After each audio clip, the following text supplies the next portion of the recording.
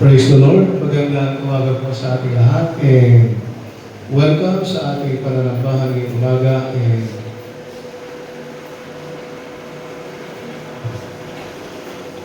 tayo po ay tutuloy na dadako na sa ating pananampalataya sa Biblia. At hawakan po natin ang ating mga Bibles. Ang pananampalataya sa Biblia. Ang Biblia kung ito ay aaralin ko, babasahin ko, at pakikinggan ko. Matututo ako dito, babaguhin ang paniniwala at buhay ko nito ayon sa 2 Timoteo 3:16-17. Ang lahat ng kasulatan ay kinasabi ng Diyos at kapakikabinabang sa pagtutulong ng katotohanan, sa pagsaway sa kamalian, sa pagtutuwid sa itong gawain, at sa pagsasanay para sa matuwid na pamumuhay, upang ang lingkod ng Diyos ay maging ganap at handa sa lahat ng mabubuting gawain sa pangalan ni Jesus. Amen. Amang banal, papasalamat kami na meron kami mga salita na matutunghayan at aming na pag-aaralan at higit sa lahat, magiging gabay namin sa aming pamumuhay habang kami ay narito sa mundo nito. Hayaan ko po na ang iyong banal na Espiritu sa pamamagitan ng iyong mga salita at sa pamamagitan ng aming Panginoon Jesus ay mangungusap po kayo sa bawat isa. Maging sa aming mga kapatiran na nasa balik ng karamdaman, pagalingin niyo po sila, Panginoon. Kausapin niyo rin po sila. Si Rela, ang aking panganay, nakarapay sa balik ng karamdaman, pagpalangin niyo po. Ang aking may bahay, Panginoon, bagamat kanyang kaarawan ngayon, irigalo mo na sa kanya, Panginoon, ang magandang kalusugan. At ang kanyang karamdaman ay inyo rin pagagalingin. Lord, maging ang secretary, ang lahat ng mga kapatiran namin wala dito. Pray that you bless them. Bless them. Bless them, O God, and bless us as well. We submit to you the rest of our worship service as we look into your word. In Jesus' name, amen and amen. Ito po ay ang pagpapatuloy ng ating pag-aaral ng salita ng Diyos na ang titulo ay Eternity. The one way we are walking with the Lord Jesus Christ, we are walking through eternity. Tayo po ay lumalakad patungo sa walang hanggang buhay. Ang lahat ng bagay, panahon at buhay ay may simula at may hangganan. Kung paano ang orasan ay iniikot mula alauna, ito ay hanggang alas 12 lamang, araw at o gabi. Kung ang fresh water ay umaakyat sa ipapawid, at kapag naipon ito, sa tagdang panahon ay babagsak din sa lupa. Ito ay magiging ulan. Kung may panahon ng tagtanim, darating ang panahon ng tag-ani. Ganon din ang panahon ng tagsibol, darating ang panahon ng taglagas. Tayo man ay narito ngayon, darating din ang panahon ng ating paglisan. Kaya habang may lakas at may buhay tayo, samantalahin at pagbutihin natin ang ating ngayon. Upang kung darating man ang araw ng ating paglisan sa mundo ito, may walang hanggang langit na mapupuntahan ang bawat isa sa atin at hindi tayo manghihinayang at pagsisi na hindi natin nagamit sa pagsunod sa kalooban ng Diyos ang ating buhay. Tandaan na temporary lamang ang lahat sa mundo ito. Meron talagang permanente lugar. Ito ay ang langit. Tatanggapin tayo ng ating Panginoon Jesus. In fact, hinihintay niya tayo at ipinaghahandaan niya na tayo.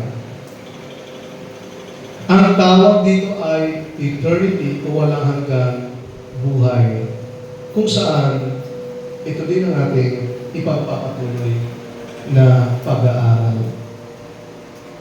na sinabi natin na according to Oxford Dictionary, ang eternity means infinite or unending time.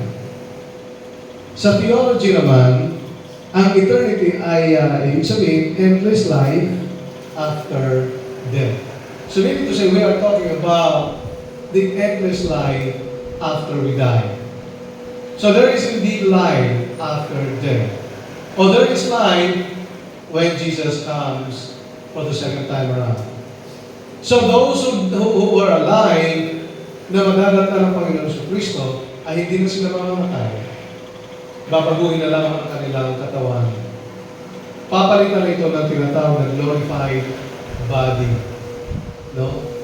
Dahil ang katawan natin ngayon ay carnal, ang katawan natin ngayon ay nasasaktan, at ang katawan natin ngayon ay namamatay at nawawala.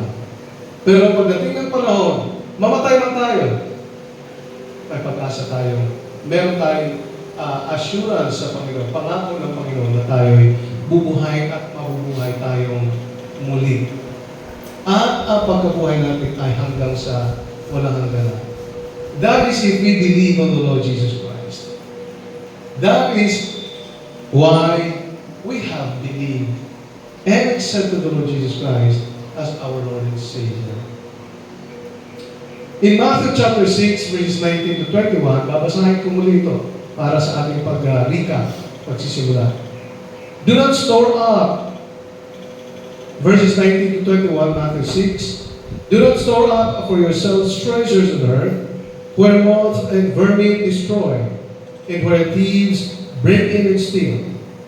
But store up for yourselves treasures in heaven, where moths and vermin do not destroy, and where thieves do not break in and steal. For where your treasure is, there your heart will be also. Okay. Now, in order for us to spend the rest of our life in eternity, we have 3 steps. Number 1, eternal investment. Second, eternal harvest. Natakilan po natin ang eternal investment. Second, eternal harvest. And today we will talk about eternal gain. So, if you think about harvest and gain, there's some sort of similarity. But not all harvests are good. Merong mga harvest na hinarvest na lang dahil kaysa sa maunahan pa sila ng bagyo, kaya maunahan pa sila ng mga peste, o kaya maunahan pa sila ng mga kalamidad, natural calamities, or even maunahan pa sila ng mga magnanakaw.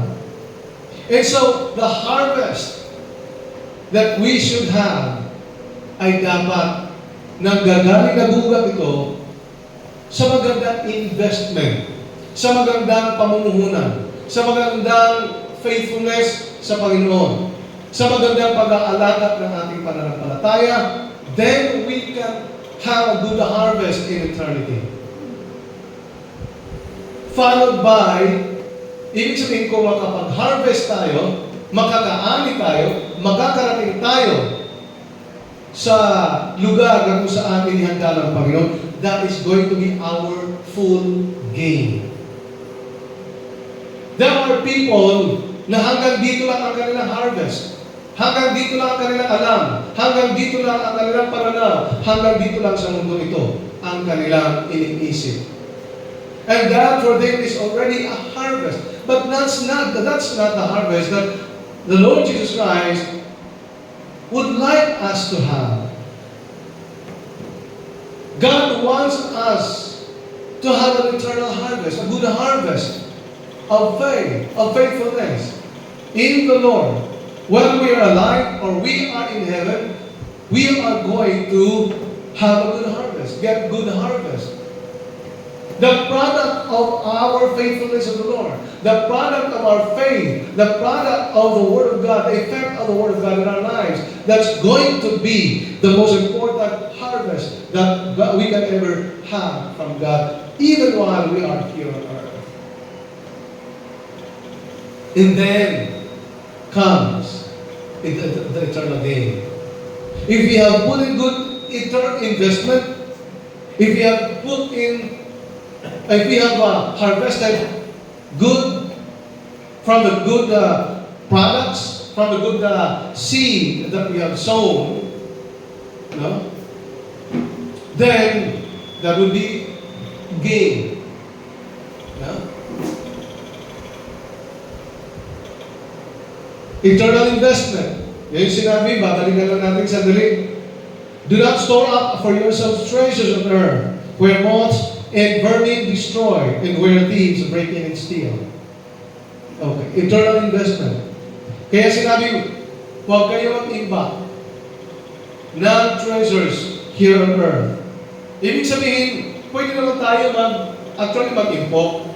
Pero, ibig sabihin, huwag ito magiging hadlang sa ating pag-impok ng heavenly treasures, ng righteousness, ng faithfulness, ng devotion natin, ng worship natin in the Lord. Hindi dapat tayo mawawala sa focus. Ang focus natin is the Lord. But sometimes, kapag ang tao ay meron ng pera, meron ng wealth, meron magandang kalusugan, everything is just wala sa kanyang, mahina sa kanya si God. Mahina sa kanya ang faithfulness. Diba? Kaya sabi, do not invest. Do not store up. Do not focus your attention on things that are on earth. Because everything here will be gone. Nanakawin. Ako. Nanakawin talaga. Kahit nga nasa harapan mo na, kahit nga binabayaran mo na, nanakawin pa rin sa'yo. You see? Pero ang treasures in heaven ay hindi mananakaw. Ang dami nagpapanakaw sa treasures in heaven, sa heavenly treasures, righteousness. Ipinagpapalit ng maraming tao ang righteousness and treasures, heavenly treasures, na hinanda ng Panginoon sa kanila kaysa sa mga bagay na makasalimutan. Nakikipagpatayan, nakikipagkasuhan, nakikipagdemandahan ang mga tao. Yes, karapatan natin yan. Pero, paano naman ang karapatan na binigay ng Panginoon sa atin upang magkaroon tayo ng treasures in heaven?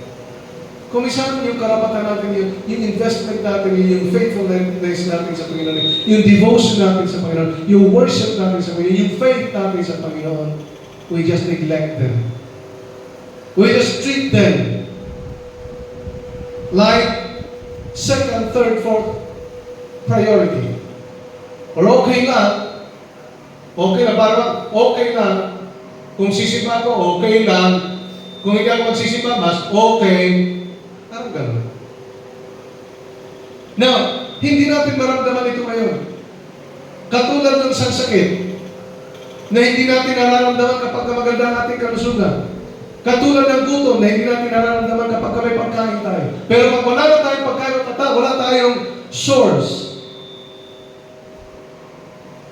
doon na natin mararamdaman. At kung ang sakit ay dumapo sa atin, doon natin mararamdaman. At doon na natin masasabi, Lord, heal me, help me. But during the time that we are well, we care less about God. Sa panahon na may makakain pa tayo, we care less about worshiping the Lord.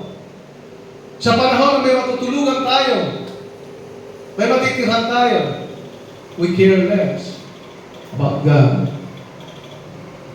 Eternal investment. God is emphasizing, the Lord Jesus Christ is emphasizing to give more serious attention to your spiritual life than your physical life. But it doesn't mean also to say that the Lord Jesus Christ is saying that you are to neglect part of your physical health, mental health, emotional health, social health. You are to balance. But a balanced life we should have is the life spent with Christ. And that we can say that we have lived our lives to the fullest. You know why? Because God is number one in our lives. Is God number one in our lives? If God is number one in our lives, is the first priority in our lives, then everything follows. Alam niyo, additional lang yung good health, additional lang yung magandang kinabukasan, additional lang yung good future, additional, seek ye first the kingdom of God. The first priority, the first priority of ours is to seek the Lord, in His righteousness, to be with the Lord. To seek the Lord is to be with Him. Kung isa magbaba tayo sa presensya ng Panginoon, magbaba tayo sa salita ng Diyos, that's all we guide. That's eternal investment. And for us to be able to have to invest in eternity, we have requirements to comply. Di ba? So ano yung mga compliance natin dito? 2 Corinthians 5:17. We have to have a relationship with the Lord Jesus Christ. That is the prerequisite or requirement for us. If you want to invest in eternity there, have a connection, have a relationship with the Lord Jesus Christ. And in John 3:16, how to have a connection with the Lord Jesus Christ? Believe on Him. Believe on Him. Because if you don't believe on Him, we will perish. And that's going to be a loss. It's not, your investment is as good as throwing away your faith somewhere. Para bang kumbaga, nagsaing lang tayo ng maraming kanin na hindi naman natin kakainin lahat at pinabayaan natin na panis. Hindi madali ang bumili ng pagkain, ng bigas. At hindi rin madali magtanim ng biglang palay. Ang dami mga tao na walang kinakain, araw-araw, ang iba ay namumulot na lang ng basura, and yet tayo, nagpapanis ng kanin, nagpapanis ng ulam, dahil nakikita natin meron pang nasa sako, meron pang sa kaldero. Believe on the Lord Jesus Christ. And in John 3:3-7, be born again. Be baptized in water and in spirit. Have your spirit renewed. Submit yourself to water baptism. So that ito ay ma-fulfill mo, submit yourself. Because this is a command of God. Ito ay utos ng Panginoon. That we should not neglect. We should not deter. Huwag natin i-alter. Huwag natin i-postpone. Kailangan natin sundin. So how do we do this? Paano nga born again? Sabi ni Nicodemo, inquire. Magtanong tayo sa Panginoon. Consult the Word of God. How to be born again, how to be baptized in water, and how to be indwelt by the Holy Spirit. Kung paano pananahanan tayo ng Holy Spirit. There is the Word of God that says, you are the temple of the Holy Ghost. And you will receive the Holy Spirit in you. The Holy Spirit will be a seal in you.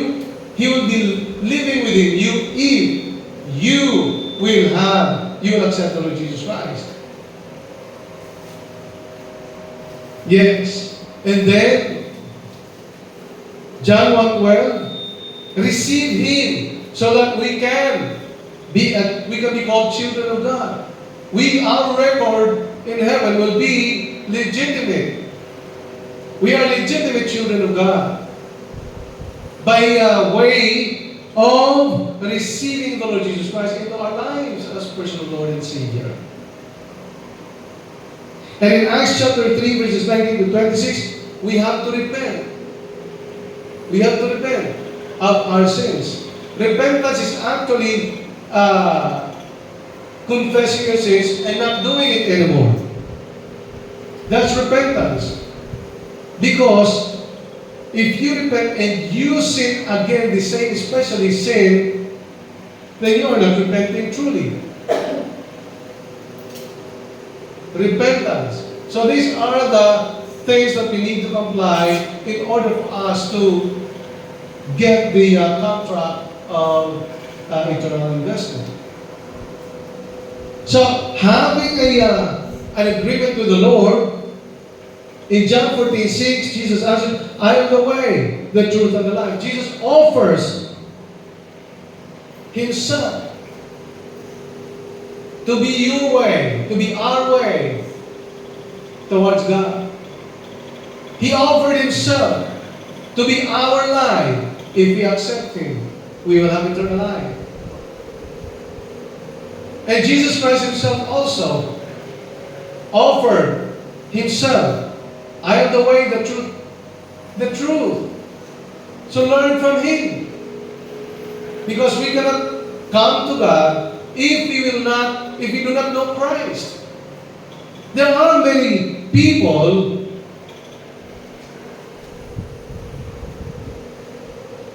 who go directly to God without passing through Christ.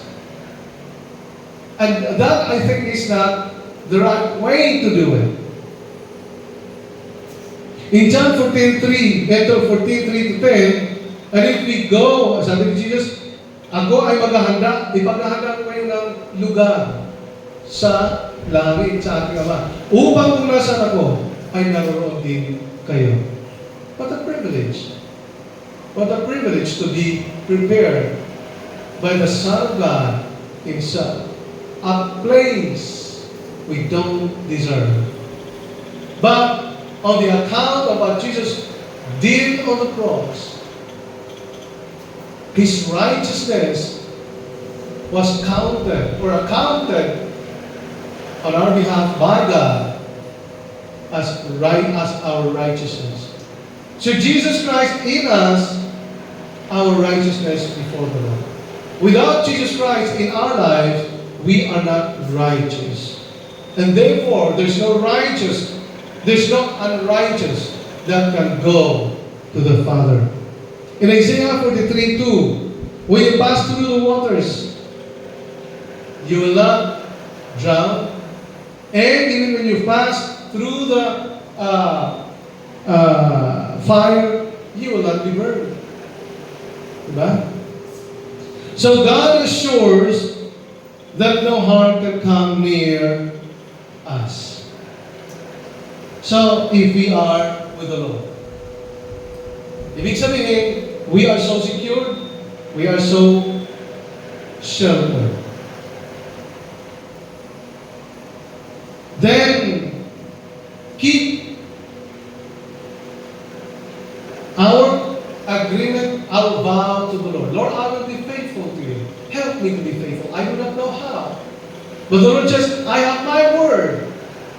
Learn from them. Do not let this book of the law depart from your mouth. Meditate on it day and night so that you may be careful to do what is written in it. And then you will be successful in the end. So you have His word. Read your contract. Read the promise of the Lord. Read again and again and again and again. Be reminded of what God has promised us. Jesus urges us a conscientious and faithful obedience of God's will. Okay.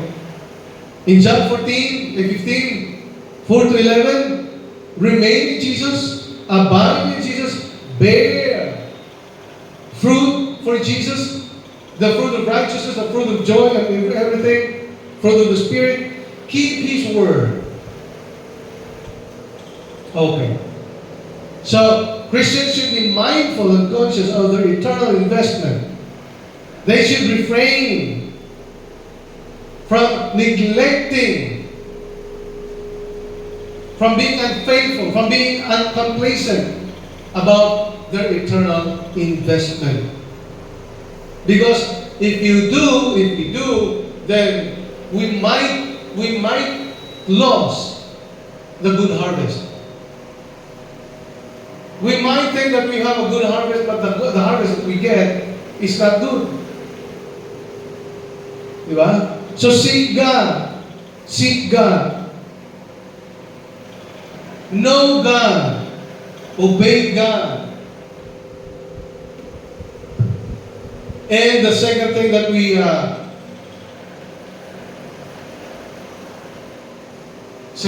step that we talked about,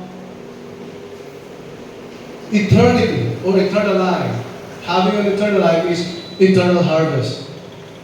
Verse 20 it says, "But store up for yourselves treasures in heaven, where moths and vermin do not destroy, and where thieves do not break in and steal." So this verse emphasizes that an eternal harvest should not turn into eternal loss in hell due to sin of unfaithfulness, due to our sin of disobedience. So hindi dapat magiging ganoon. Let us not be deceived. God cannot be mocked. May mga tao na alam nila na it's a deception, it's a lie, but wala silang magawa because they also like it. So they have to engage with it, and justify it as though it is true. And condition himself na ito ay totoo, na ito ay tama, even if it's not. In John 4:36, already the one who reaps is receiving wages and gathering fruit for eternal life, so that the sower and reaper may rejoice together. So, meaning to say, fruitful Christians reap eternal life. We will reach the glorified stage of our salvation. Eternal harvest, glorification, is intended to those whom God has predestined, called, and justified. The question is, tayo na ba ay predestined na? Even before, in Ephesians chapter 4, verse 1 or 1 verse 4, even before the world began or before the world was created, we were already chosen by God to be for Him alone. So it is about pre-destined. So before God created a destiny or destination for the people He predestined to be there, you and I are or were. Ikaw at ako at tayo were predestined by God already. Tayo ay pinaghandaan na ng Panginoon, pinili na, predestined, called, and then justified. Wow! That's it. In Romans chapter 8, verse 30. Diba? Predestined na tayo ng Panginoon. And so because we are not aware that we are predestined, we have been predestined by God. Ibig sabihin, tayo ay may lugar na inihanda ang Panginoon.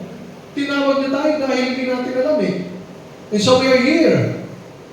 Tayo nag-iwaliw sa sanlibutan. Tayo mga unbelievers. Tayo mga hindi pa nakakilala sa Panginoon. But when the right time came, God called you. God called me. God called us. And here we are now. Justified. Yes, we have sinned against God.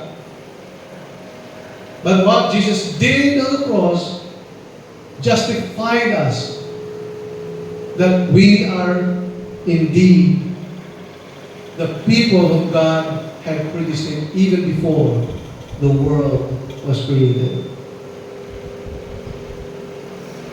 Therefore strive to be perfect just as your heavenly Father is perfect. Number 3, in order for us to spend the rest of our life in eternity, that means our eternal gain. So the third step to reaching eternity or eternal life, eternity I should say, life after death.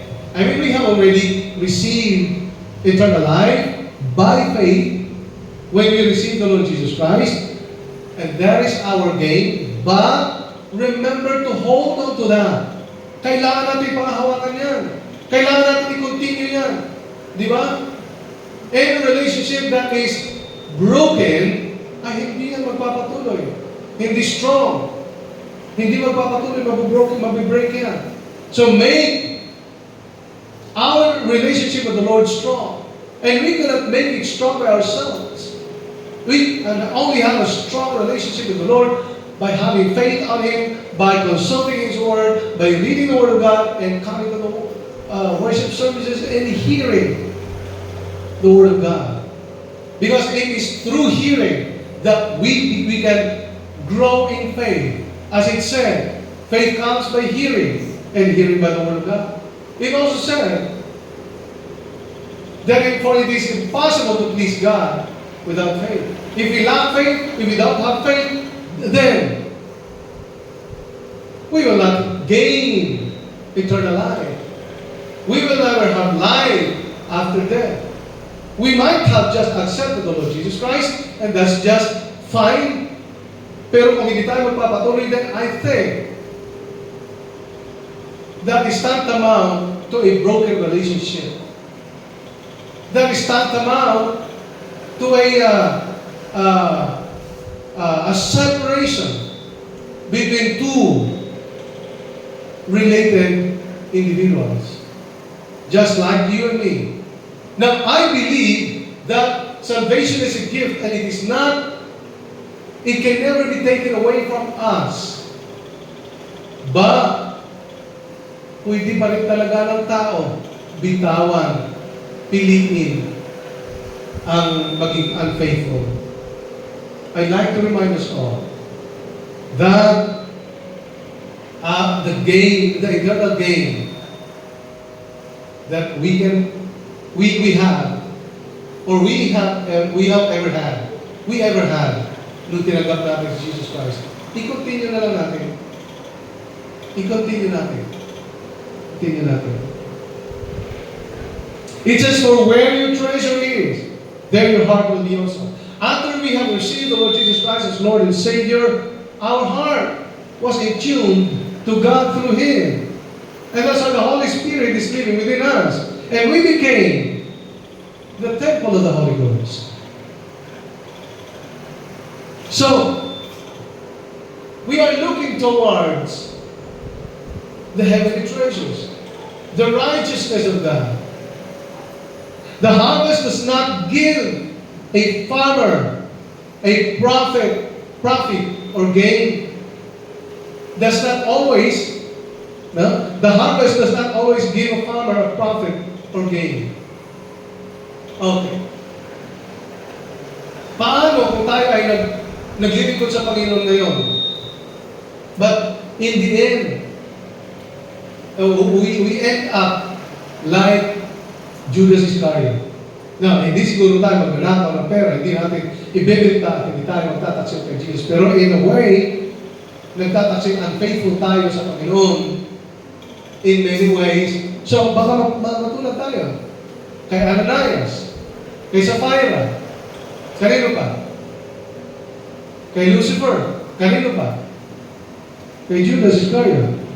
Now, we might end up being judged to be, hindi naman pala talaga siya Kristiyano. So doon malalaman na kung sino talaga ang Kristiyano na tunay, kung sino talaga ang destined or predestined, called and justified by God. Doon malalaman.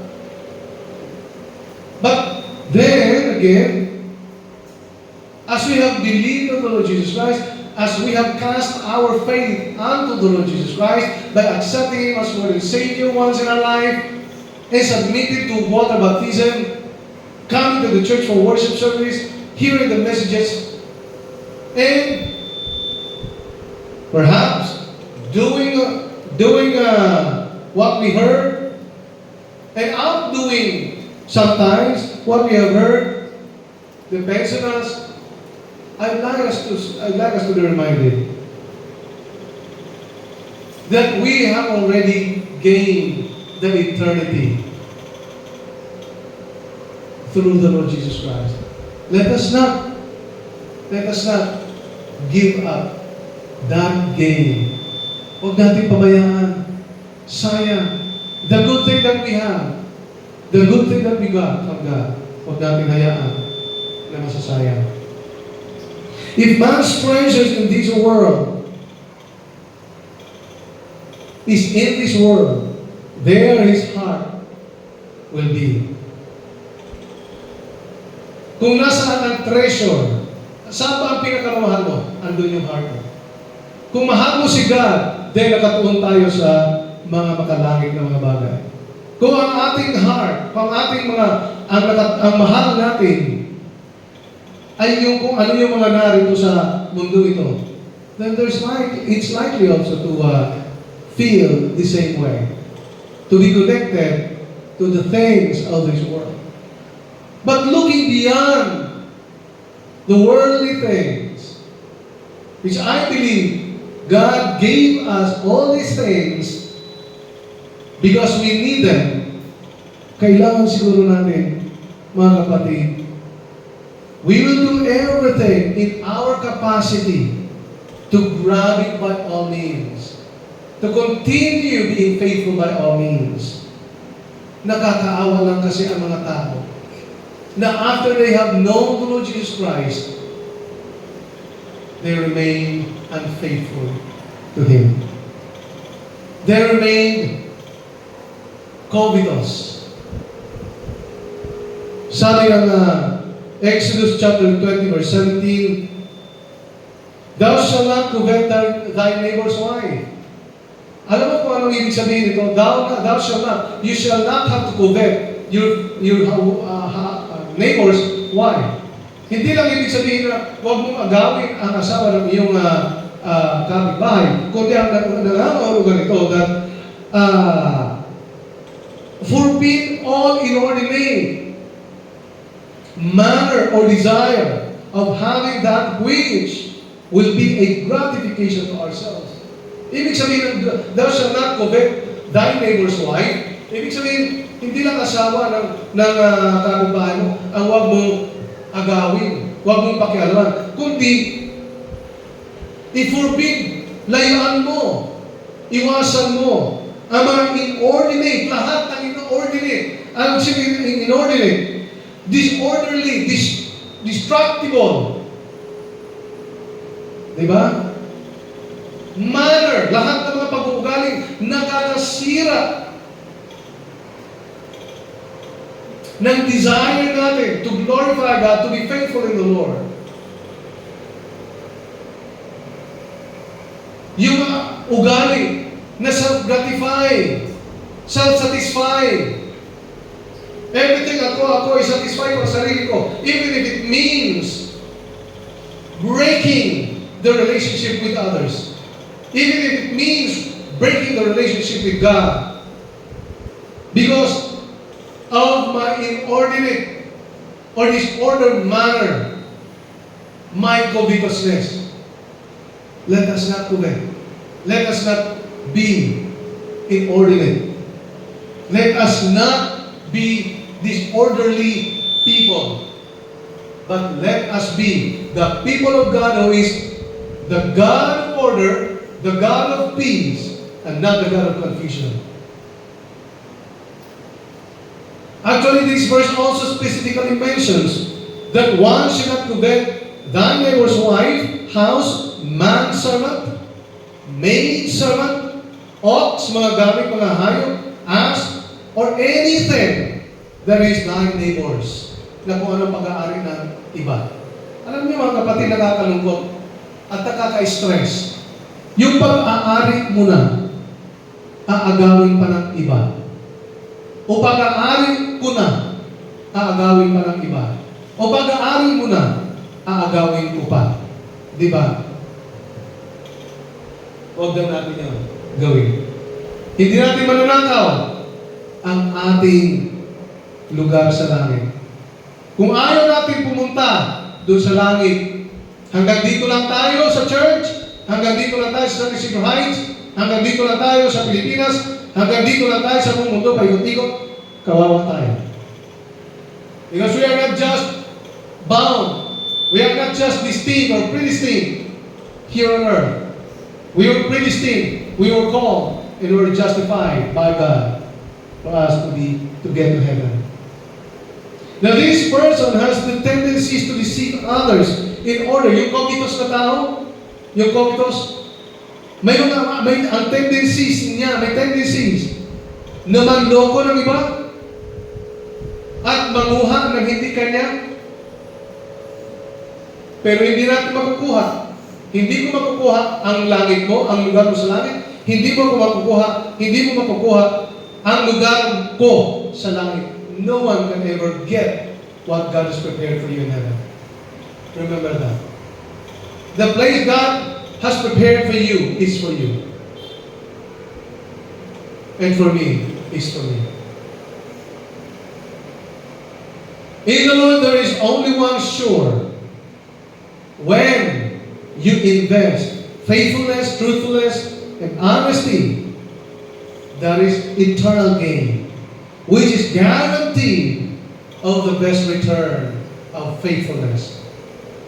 Kung sa bangko o kung sa ano pa mga investment schemes ay may tinatawag na return of investment, I call it, and we call it, return of faithfulness, return of obedience, return of being dedicated to the Lord. And that is eternal life. Just like any insurance company, 100% return of investment is guaranteed. 101% heaven is guaranteed. For people who are prepared, because it is a prepared place for those who are prepared to go there. Are we prepared? God has prepared us when the Lord Jesus Christ came. Now, are we continuing to prepare ourselves to go to heaven? Are we? Amen? Tingnan natin. However, you keep the policy to make your claim without hassle. Ano ibig sabihin? Keep the policy. As a Christian, you keep or we keep God's word. The policy, the word of God, this is our policy with the Lord. We keep this policy so that this can be the point, this can be the basis or our basis to claim God's promised heaven. Lord, you said it here. You've written it, Lord, here, that if I accept the Lord Jesus Christ, I am provided an eternal dwelling in heaven. Provided that we have complete requirements to claim at the proper time. The eternal investment, nothing. Eternal gain. Everything that we can, we have to have is to complete the requirements. And mind you, mga kapatid, we are on the process of completing our requirements. Faithfulness, obedience, righteousness, holiness, perfection, until such time that we get our full gain, our full return of eternal investment, our eternal gain. As Christians, we have been faithful in small things, therefore, we will receive a rich welcome in heaven. You are aware of the terms and conditions set by the insurance company before you invest. Bago tayo nag-impok sa bangko, meron mga pinapipirman sa atin, may mga requirements tayo, at meron na pinapaalala sa atin. More so, kung kumuha tayo ng insurance policy, meron mga conditions, meron kontrata. And we agree on the terms and conditions set by the insurance company. So what does that mean? As a Christian, we are aware of God's Word that our relationship with God through His Son, the Lord Jesus Christ, gives us eternal life. It's found here. It's not found elsewhere. Amen? It's found here. You know very well that you're not losing because of this contract. This is our contract. This is the contract that God gave us. How do we keep this? Did we read this? Do we read this for our reminders? And for us to scrutinize, ano pa ba ang kulang-kulang requirement in order for me to claim my eternal gain in heaven? Ano pa ba? Baka sabihin ng Panginoon, away from me, you evildoers. But then we would say, baka tayo ang magsasabi, Lord, did we not preach Christ? Did we not, in the name of the Lord Jesus Christ, drive away demons? Hindi ba namin ginawa yung Panginoon? Di ba nag-worship kami Panginoon sa Heights Christian Church? Ang kabuyan. Di ba, Lord? We prayed. Di ba, Lord? But the Lord said, I do not know you. What does that mean? These are the people who are churched. Sila yung mga taong nasa loob ng simbahan. Sila yung mga taong may alam sa Biblia. Sila yung mga taong nakipag-isa, tinanggap si Jesus. But by heart, they are not faithful to what they said, to what they committed unto the Lord. See? Well, na makikita natin, nakakatuwa, na may mga taong tumanggap sa Panginoon at nagpabautismo, and we encourage them. We Christians encourage other people to do the same thing. But what about in the end? When you're about to receive your gain, your eternal gain, nakipila ka na ngayon sa mga papasok sa langit. And then the Lord Jesus Christ will tell you, why are you here? Lord, because I want to collect my profit, my gain from what I have invested. But the Lord will say, wala ka dito sa aklat ng mga gawa. At wala ka rin dito sa aklat ng buhay. Meaning to say, you have no record at all. And you cannot file a late registration in heaven. And say, Lord, baka pwede pa magpapay late registration? No. You've been given satisfactory enough time.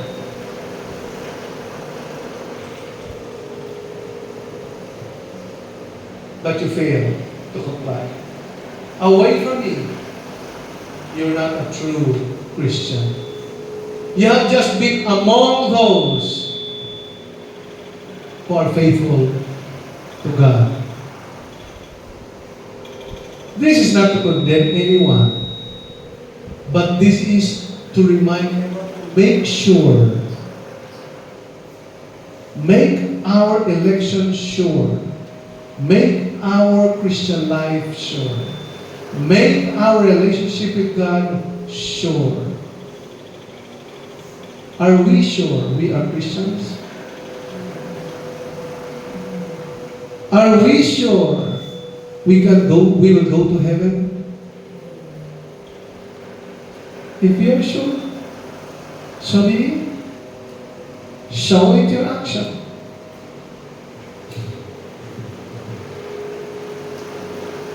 Show that you are not losing, but you are gaining. Like what Paul said in Philippians 1:21, for to me to live is Christ. Christ is my priority. In my workplace, my mind is for Christ. I do this for the sake of Christ. And so I am faithful. I am doing this for Christ's sake. If I am a student, I am doing this for the glory of God.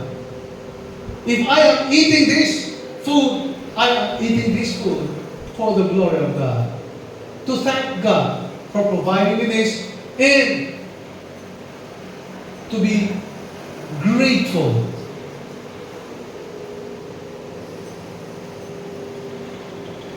Unless you withdraw or terminate your investment before its maturity period, you will incur unwanted deductions. And you will not get the full amount of your investment, including the interest. Hindi mo makukuha. Kaya sasabihin ng Panginoon, you evildoers, you do not belong here. Go away from me. Yes, I've seen, sabi ng Revelation chapter 2, verse 4, I know your deeds, I know your hard work, and I know that you cannot tolerate wicked men, and I know how discernful you are. I know. Alam ni Jesus, sabi niya, but one thing I have against you. You have forsaken your first love. First love is very important. First love is very important. Today is my wife's birthday. I greeted her on social media.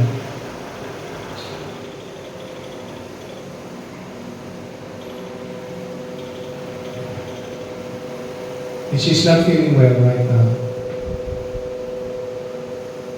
I pray that the Lord will give her strength. So, let us not withdraw or terminate our investment, our Christian life, before Jesus comes. Otherwise, we will fail to get what God has prepared for the faithful ones. If you've been faithful for 10 years, then be faithful all years, all your life, until the time Jesus comes. Always be reminded of the policy of Jesus, contract you have with God. Because it's not only heaven that awaits us, it's not only eternity that awaits us, but the overwhelming and the eternal joy that cannot be compared to the happiness, to the joy that we feel here on earth. That's why it is important that we understand that our eternal life in the Lord is secured, safe, and assured. In Luke chapter 16 verse 9, I tell you, use worldly wealth to gain friends for yourselves, so that when it is gone, you will be welcomed into eternal life. What does that mean? In other words, take time in God's Word, that you may gain righteousness. And when you do so, you will be welcomed into the eternal dwellings or into eternal life. Eternity. Life after death.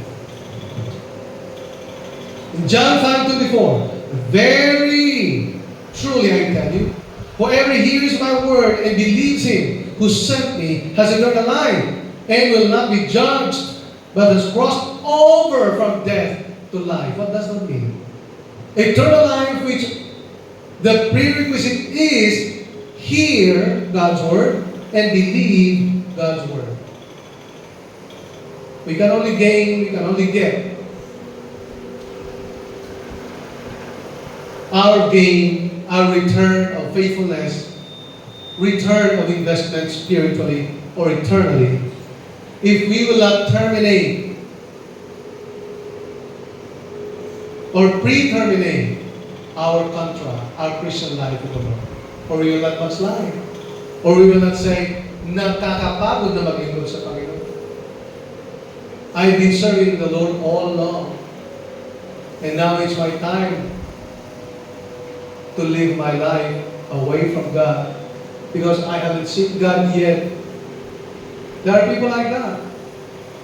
And I've known some. They've grown up in a family, Christian family. And like me, hindi naman ganun kaganda ang buhay, kasarap ang buhay, kahayahay.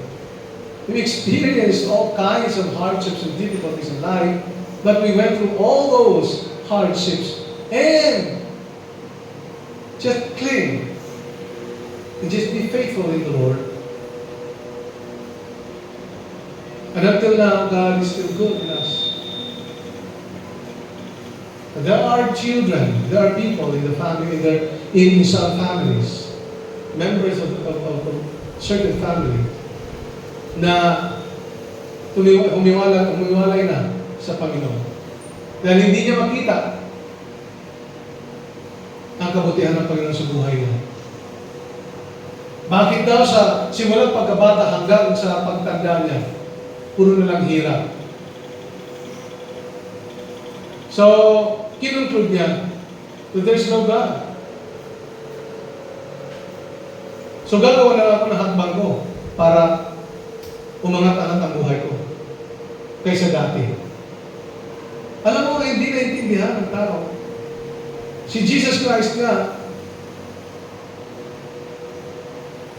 nung siya ay pumunta sa mundong ito, dinanas niya ang walang kasing pait, kasing hirap, at na pinagdusahan ng pagdurusa. Tapos tayo gusto natin masaya ang buhay natin, masarap ang buhay natin, gusto natin mag-iba ang buhay natin. Kung si Jesus nga, dahil sa kasalanan natin, ay naghirap, but ayaw natin tanggapin na because of our sin, ay part na ng buhay ng kahirapan. But it doesn't mean na tayo ay titigil na lang ng gano'n. No. Di ba? You see? Eternal life which the prerequisite is hear God's word and believe God's word. So continue to hear God's word and believe. Romans 6:23. Ang kamatayan ay bayad ng kasalanan. Now what does it mean? Eternal life is a gift, sabi. But the gift of God is eternal life. That is in Christ Jesus. Now, if we terminate our contract, our relationship with the Lord Jesus Christ, we are terminating the eternal life. The gift of eternal life for you, for me, for us. By faith. Diba? Eternal life is a gift, our gain, which comes from our faith in God, who possesses and owns the power to save, the power to give us eternal life.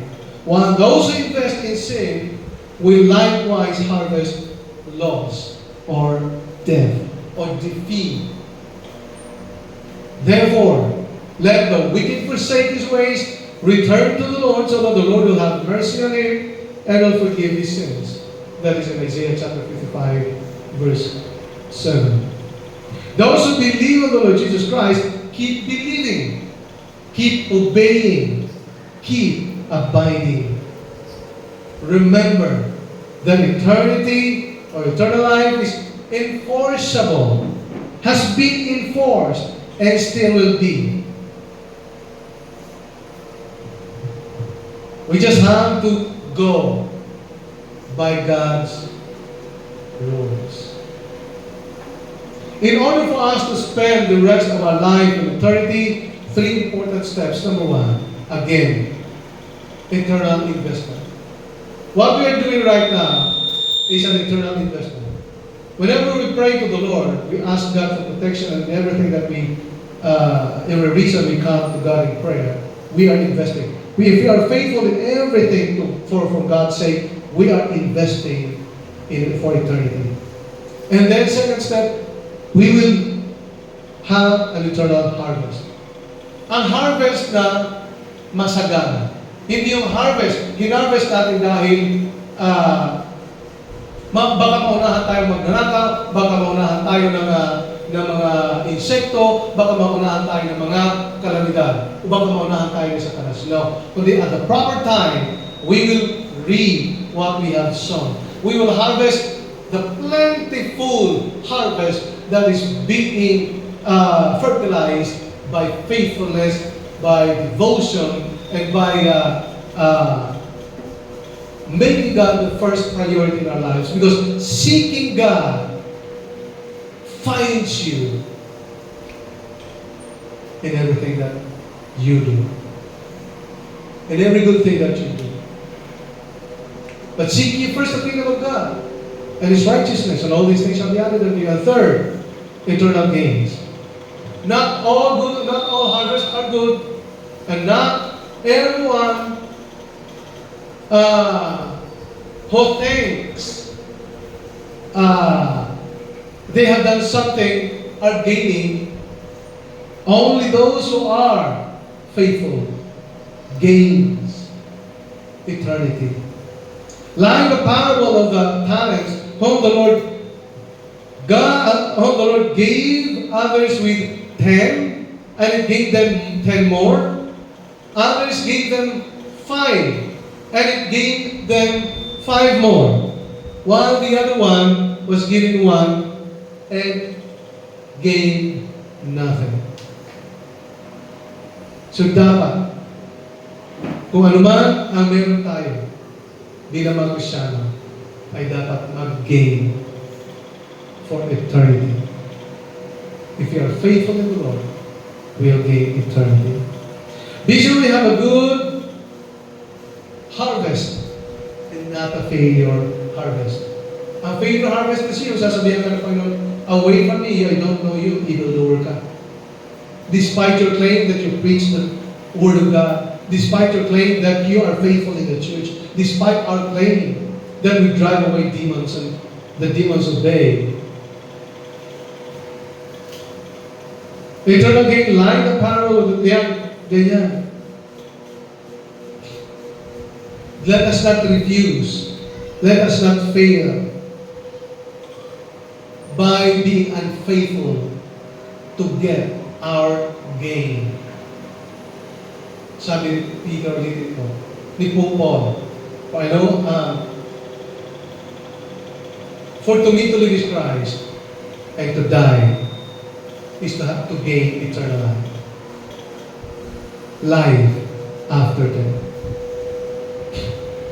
And we do not want to end up just like that. We believe on Jesus, and therefore, we get eternal life. Mga kapatid, this is a reminder to all of us that everything we do, put eternal value to it. Put eternal value. Sa pakikipag-usap mo, sa pakikipagkwentuhan mo, sa kaibigan mo, put value, eternal value on it. Kung mag-aaral ka, put eternal value on it. If you're a Christian, if you're a pastor, put value on it. Me as a pastor, I put value on it. But just like any one of you, until na gumagawa pa rin ako ng mga bagay. Naghahanap ako ng mga salita ng Diyos na nag-aaral ako ng salita ng Diyos, so that hindi ma-preterminate ang aking kontrata sa Panginoon. There are many reasons. We can have so many reasons to stop serving the Lord, to stop being a Christian, to stop attending to church, to stop reading the Word of God, to stop growing. We have all the reasons to not listen to the Word of God. and lose eternal life. But be reminded. Be reminded na sa huli, hindi tayo dapat magsisi. Dapat ngayon pa lang, we are doing all these steps to get to eternal life, to eternity. We invest in everything that we do for eternity so that we'll harvest and gain life eternal. And Father, we thank you that your word is reminding us again that we are to put eternal value to everything that we do, we say, every place we go, and every one of us, O Lord, will do and follow. Father God, we thank you that you will guide us to live the way you want us to live. Help us, Lord, to think the way Christ thinks. Help us, God. Help us, O Lord, and strengthen us in times that we are weak, in times that we need no one but you. Help us to find you. And Father, come, stand by us.